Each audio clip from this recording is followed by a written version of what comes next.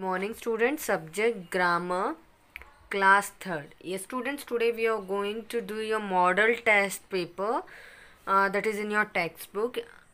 Okay, now let us read the question what they are saying you to do in this model test paper. Okay, time is 1 hour and they have given maximum marks 30. Okay, so let us read the question. In the following sentences, write A for assertive, I for interrogative and E for exclamatory and I am for imperative sentences. yes बच्चों, मैंने आपको वाक्यों के बारे में बताया था कि कितने प्रकार के वाक्य होते हैं. सो आपको मैंने असर्टिव, इंटरोगेटिव, एक्सक्लेमेटरी और इम्पेरेटिव इनके बारे में मैंने आपको बताया था. और इंटरोगेटिव होते हैं जिनमें जैसे कि प्रश्न पूछा जाता है. एक्सक्लेमेटरी में एक्सक्लेमेशन मार्क वाले शब्द, अचानक से जो शब्द निकलते हैं और उसमें एक्सक्लेमेशन मार्क हो तो उसे हम एक्सक्लेमेटरी बोलते हैं.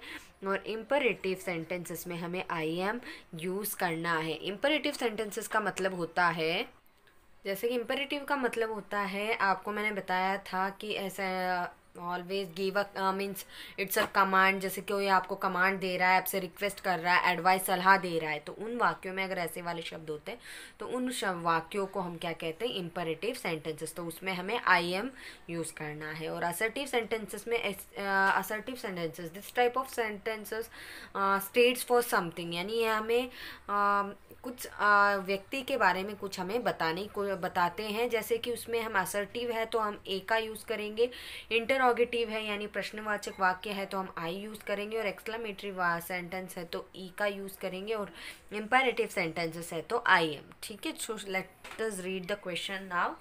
Always obey the traffic rules. Always obey the traffic rules. आपसे यहाँ पे कहा जा रहा है कि हमेशा हमें क्या करना चाहिए, यातायात के जो नियम होते हैं उनका पालन करना चाहिए. तो ये क्या हुआ, एक सलाह हुई है ना, एडवाइस दे रहा है आपको. तो मैंने अभी आपको समझाया था कि एडवाइस, कमांड, रिक्वेस्ट, ऐसे वाले वाक्यों को हम क्या कहते हैं, इम्परेटिव. सो आई एम हम यहाँ पे बॉक्स में लिखेंगे आई कैपिटल में and M. Okay, I M. Okay students, he is my best friend. वह मेरा प्रिय मित्र है. यहाँ पे क्या बताया जा रहा है, एक व्यक्ति के बारे में बताया जा रहा है. So it is a assertive sentence. Next question number 3. Do you know who wrote our national anthem. क्या तुम्हें पता है कि हमारे राष्ट्रगान जो है, जो नेशनल एंथम है, वो किसने लिखा था. तो एक सवाल हुआ है ना. So it is interrogative. We are going to write here I. Hurray, we won the match. Fourth question is, अचानक से कोई शब्द बोला गया, इसमें एक्सक्लेमेशन मार्क भी है तो हमें क्या लिखना है, exclamatory. It is a exclamatory. So we are going to write here E. Next, I am not responsible for this mishappening. मैं, ये जो गलती यहाँ पे जो कुछ भी हुआ है इसके लिए मैं कारण मतलब मैं जिम्मेदार नहीं हूँ. तो यहाँ पे ये क्या हुआ, ए. It is an assertive sentence and we are going to write here A. Okay students, in this way you have to fill this. Next question B. Fill in the blanks with correct collective nouns from the box.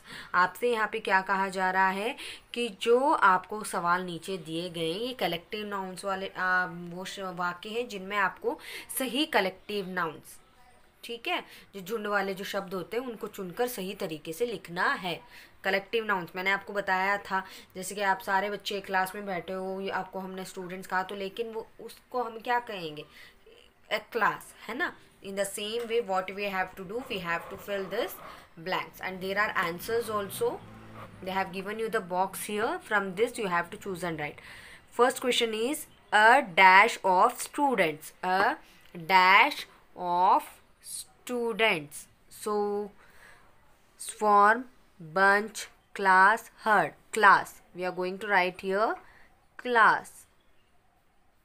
Okay, a dash of bees. मधुमक्खियों का क्या होता है, swarm.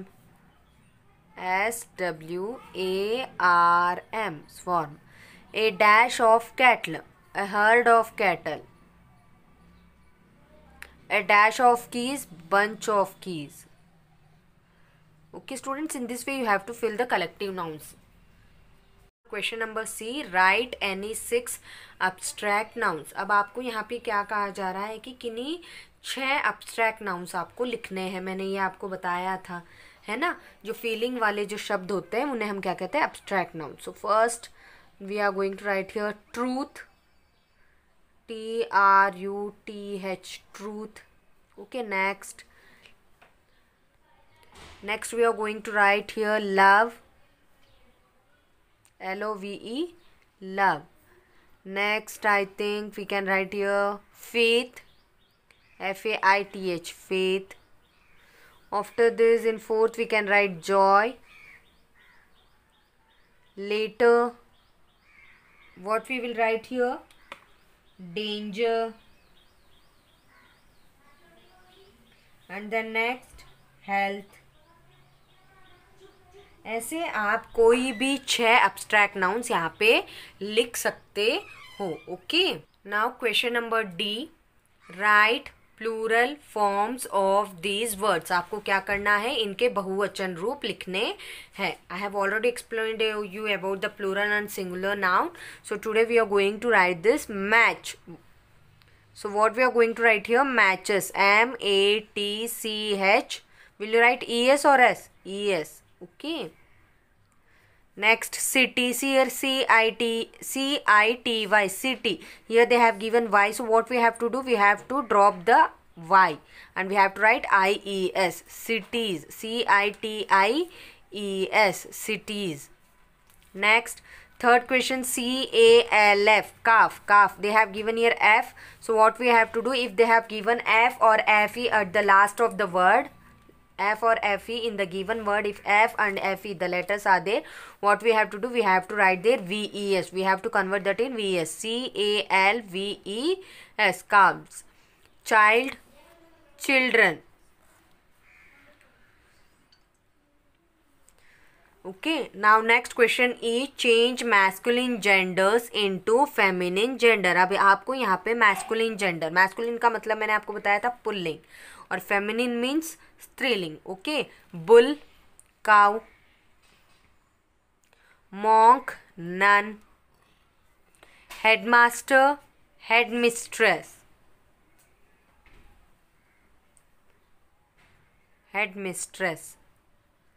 emperor, empress, prince, princess, dog, bitch।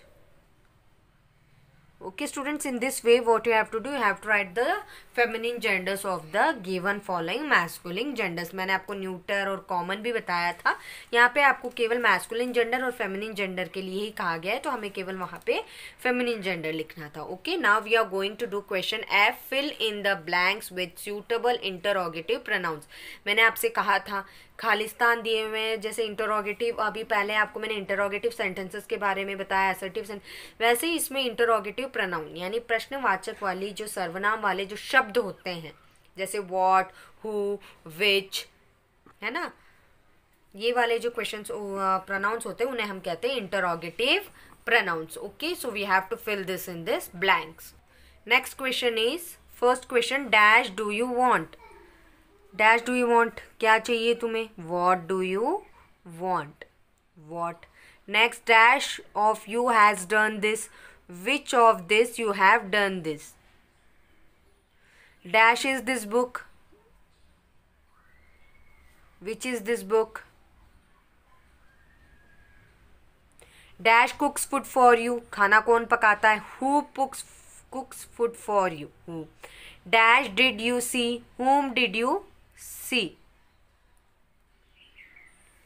okay, whom did you see। in this way you have to fill the interrogative pronouns in the fill in the blanks। okay students, in this way you have to complete your whole model test paper। this was your work, but I have helped you to fill this।